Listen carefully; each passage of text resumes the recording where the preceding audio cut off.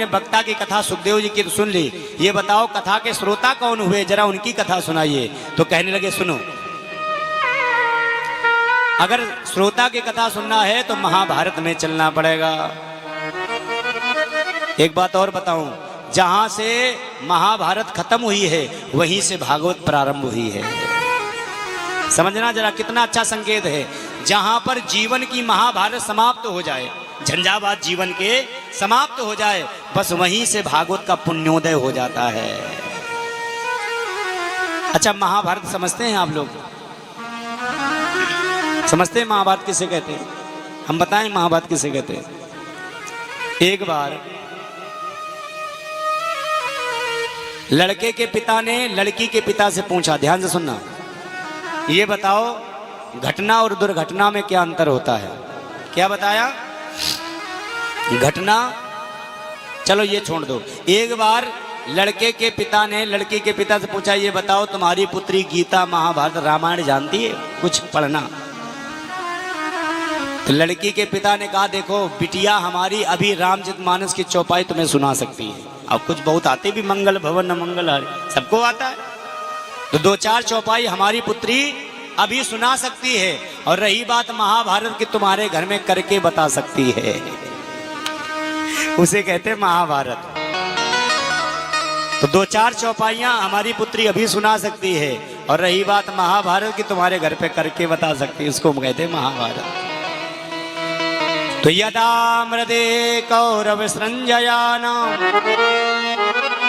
वीरेश व्रतो वीर गतिम गतेषु ब्रकोदराभिद्य गदाभिमरस भगनो रुदंडे धतराष्ट्रपुत्रे। महाभारत के युद्ध में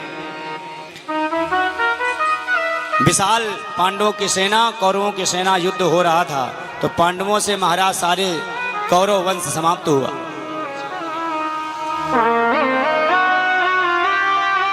पांडवों ने सारे कौरवों को मार गिराया। दुर्योधन को भी भीम दादा ने जांग तोड़ करके फेंक दिया। रणांगन में पड़ा पड़े कढ़ा रहा था। हजारों चील कौवे खाने के लिए, झपट्टा मारने के लिए दौड़ रहे थे। सबको उड़ाते उड़ाते संतृप्त हो रहा था।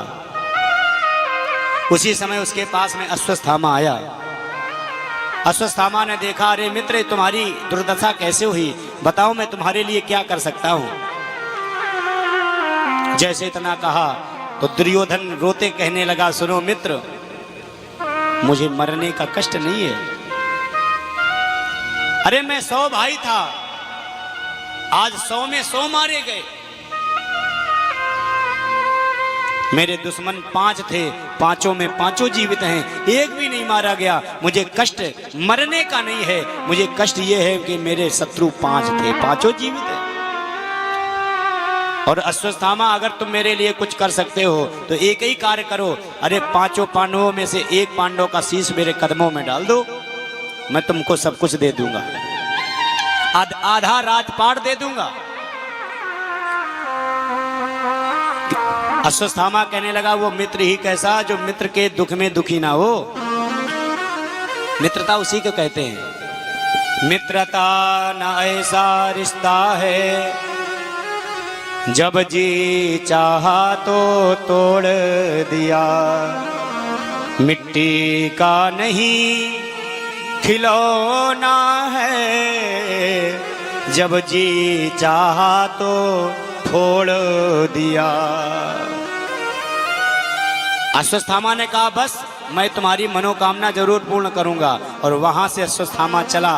रास्ते में आ रहा था, मन में विचार कर रहा था कि जब 5 पांडव 100 भाई 5 पांडवों का कुछ नहीं उखाड़ पाए, बिगाड़ पाए, तो मैं अकेला क्या कर लूंगा।